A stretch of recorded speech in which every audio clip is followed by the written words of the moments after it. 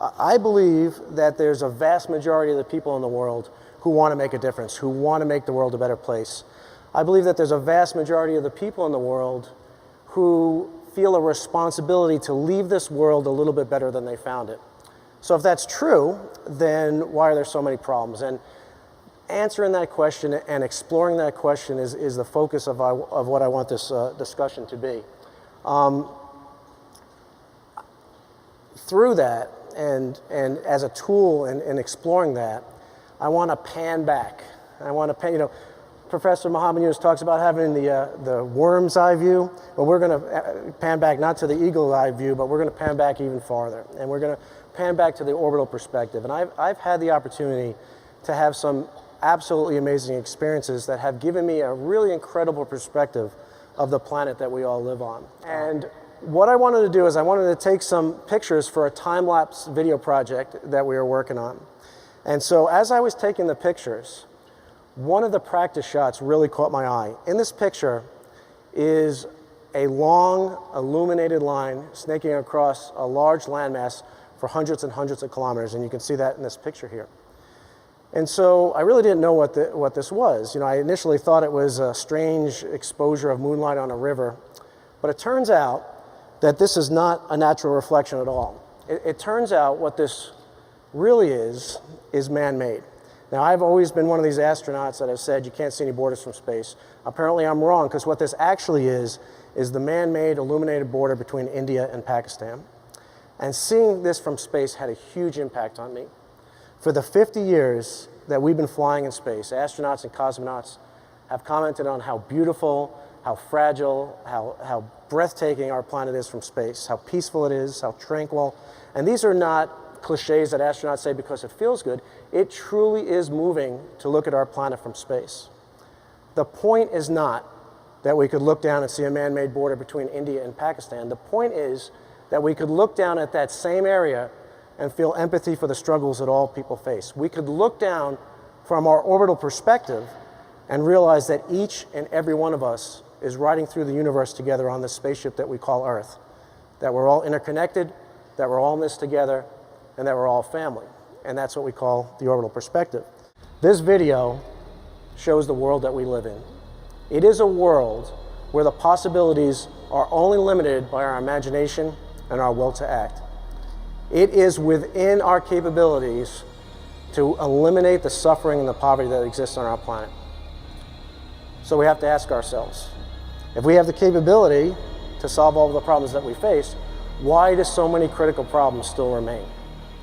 So I spent, the 6 months that I spent in space, a good deal of the free time that I had, I spent with my face plastered to a window, looking at our Earth and pondering that question.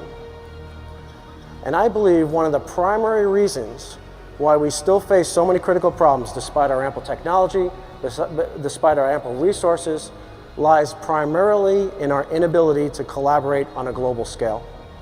What you're seeing in this video is the global scale. It is a scale where man-made and natural boundaries shrink. It is a scale where individuals and organizations and governments set aside their differences and work together towards our common goals. We now have the technology to enable global collaboration that is consistent and world-changing. The challenge is demonstrating just how beneficial, how vital, how valuable collaboration truly is. Nothing is impossible. And I think we're going to talk about that a little bit more. But every truly great accomplishment at first not only seemed impossible, seemed a little bit crazy. The first step to being able to affect real change in this world is to believe that real change is possible. And I just want to share with you a couple of things that I believe. I believe that it's possible to live in a world without poverty. I believe it's possible to live in a world where everybody has access to clean water and nobody goes to bed hungry every night. I believe that it's possible to live in a world where nobody dies from preventable or curable diseases. I believe it's possible to live in a world that educates all of its children. And I believe that we do live in a world where the possibilities are only limited by our imagination and our will to act.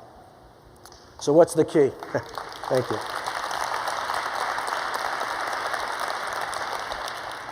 What's the key? The key is we. We are all interconnected, and the only way that we're going to solve this is together. And to illustrate that, I want to share a story with you.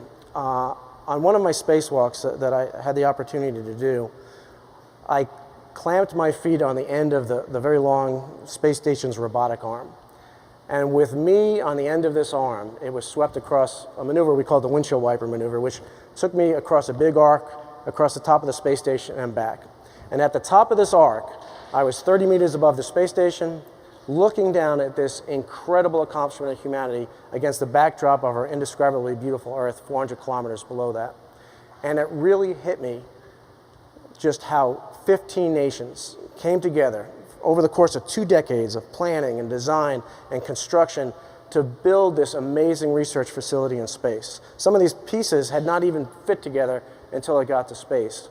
And it dawned on me that, you know, if we can do that, if these nations can join together, some of which have not always been the best of friends, can join together and build this incredible orbiting research facility in space, imagine what we could do by working together on the ground, solving the problems that we all face.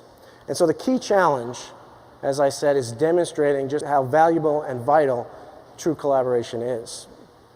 So by clearly demonstrating how vital, open, transparent collaboration is, we will show that it's in everybody's best interest. Open, transparent collaboration will be an engine that will fuel tremendous economic growth. And those individuals and organizations and governments that are engaged in unhealthy competition, secretive dealings, corruption, will see themselves being left behind. Corruption will be made obsolete. And they will have to take on a much more collaborative, they will have to evolve, they have to adapt, and take on a much more collaborative and cooperative mindset in order to keep up with the economic growth that true open collaboration will bring.